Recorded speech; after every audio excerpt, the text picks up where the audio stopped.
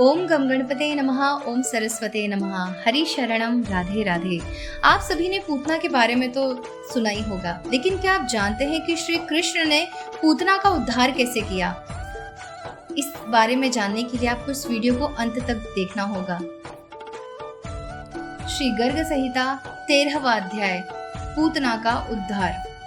श्री नारद जी कहते हैं, राजन, नंद जी राजा कंस का कर चुकाने, वसुदेव जी की कुशल पूछने और उन्हें अपने यहाँ के पुत्रोत्सव का समाचार देने के लिए मथुरा चले गए।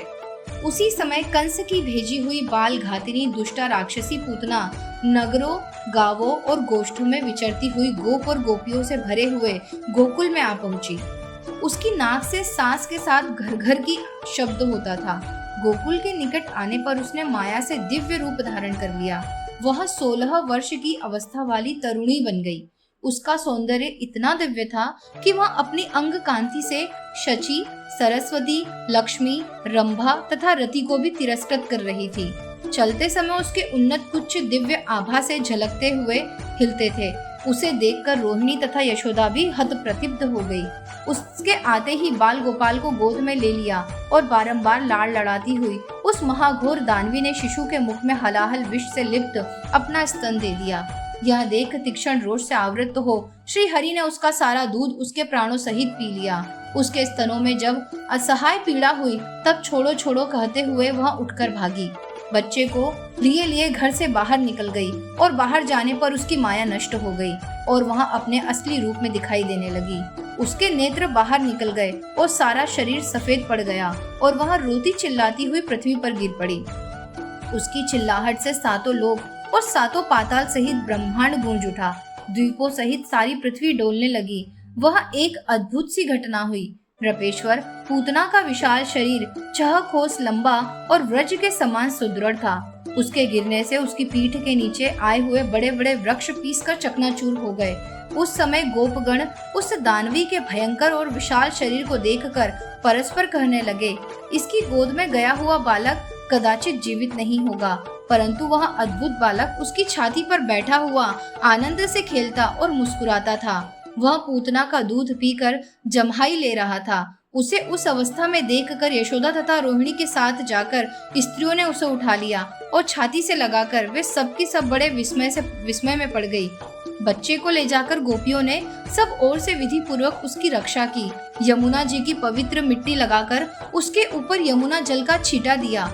फिर उसके ऊपर गाय की पूंछ घुमाई, गोमूत्र और गोरज मिश्रित जल से उसको नहलाया और निम्नांकित रूप से कवच का पाठ किया। श्री गोपियां बोली, मेरे लाल, श्री कृष्ण तेरे सिर की रक्षा करें और भगवान वैकुंठ कंठ की श्वेत दीप के स्वामी, दोनों कानों की, यज्ञ रूपधारी श्री हरि नासिका की, भगवान नरसिंह दोनों नेत्रों की, दशरथ नंदन श्री राम जीहा की और नर नारायण ऋषि तेरे अधरों की रक्षा करें। साक्षात श्री हरि के कलावतार सनक सनंदन आदि चारों महर्षि तेरे दोनों कपालों की रक्षा करें। भगवान श्वेत वाराह तेरे भाल देश की तथा नारद दोनों भ्रूलताओं की रक्षा करें। भगवान कपिल तेरी ठोड़ी की और दत्तात्रेय तेरे वक्ष स्थल को सुरक्षित रखें। भगवान ऋषभ तेरे दोनों कंधों की और मदद से भगवान तेरे दोनों हाथों की रक्षा करें। पृथुल पराक्रमी राजा पृथु सदा तेरे बाहुदंडों की रक्षा करें और भगवान कच्छप उदर की और धन्वंतरी तेरी नाभि की रक्षा करें। मोहिनी रूपधारी भगवान तेरे गृह देश और वामन तेरी कटी को हानि से बचाए। परशुराम जी तेरे पृष्ठ भाग की और बादरायण व्यास जी तेरे दोनों जांघों की रक्षा करें। बलभद्र दोनों घुटनों की और बुद्ध देव तेरी पिंडलियों की रक्षा करें। धर्मपालक भगवान कल्कि गुल्फों सहित तेरे दोनों पैरों को सकुशल रखे। यह सबकी रक्षा करने वाला परम दिव्य श्री कृष्ण कवच है। इसका उपदेश भगवान विष्णु ने अपने नाभि कमल में विद्यमान ब्रह्मा जी को दिया था। ब्रह्मा जी ने शंभु को, शंभु ने दुर्वासा को और दुर्वासा ने नंद मंदिर में आकर श्री यशोदा जी को इसका उपदेश दिया था।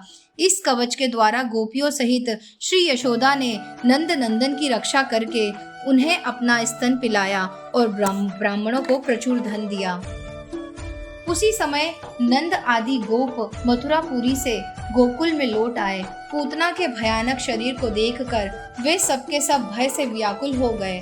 गोपों ने कुठारों से उसके शरीर को काट काट कर यमुना जी के किनारे कई चिताएं बनाई और उसका दाह संस्कार किया। पूतना का शरीर परम पवित्र हो गया था। जलाने पर उससे जो धुआं निकला उसमें इलायची, लौंग, चंदन, तगर और अगर की सुगंध भरी हुई थी। अहो, जिन पतित पावन ने पूतना को मोक्ष गति प्रदान की, उन श्री कृष्ण को छोड़कर हम यहाँ किसकी शरण में जाएं? बहुलाशों ने पूछा, देवर्षे, यह बाल घातिनी राक्षसी पूतना पूर्व जन्म में कौन थी? इसके स्तन में विष लगा हुआ था तथा इसके भीतर का भाव भी दूषित ही था, तथापि इसे उत्तम मोक्ष की प्राप्ति कैसे हुई? श्री नारद जी बोले, पूर्व काल में राजा बलि के यज्ञ में भगवान वामन के परम उत्तम रूप को देखकर बलि कन्या रत्नमाला ने उनके प्रति पुत्रोचित स्नेह किया था। उसने मन ही मन यह संकल्प किया था कि यदि मेरे भी ऐसा ही बालक उत्पन्न हुआ और उस पवित्र मुस्कान वाले शिशु को मैं अपना स्तन पिला सकूं, तो उससे मेरा चित्त प्रसन्न हो जाएगा। बलि भगवान के परम भक्त हैं, अतः उनकी पुत्री को वामन भगवान ने यह वर दिया कि तेरे मन में जो मनोरथ है वह पूर्ण हो जाए। वही रत्नमाला द्वापर के अंत में पूतना नाम से विख्यात राक्षसी हुई। भगवान श्री कृष्ण के स्पर्श से उसका उत्तम मनोरथ सफल हो गया। मिथिला नरेश, जो मनुष्य परात्पर भगवान श्री कृष्ण के इस पुतनोद्धार संबंधी प्रसंग को सुनता है, उसको भगवान की प्रेम पूर्वक भक्ति प्राप्त हो जाती है। फिर उसे धर्म, अर्थ और काम रूप त्रिवर्ग की उपलब्धि हो जाए, इसके लिए तो कहना ही क्या है।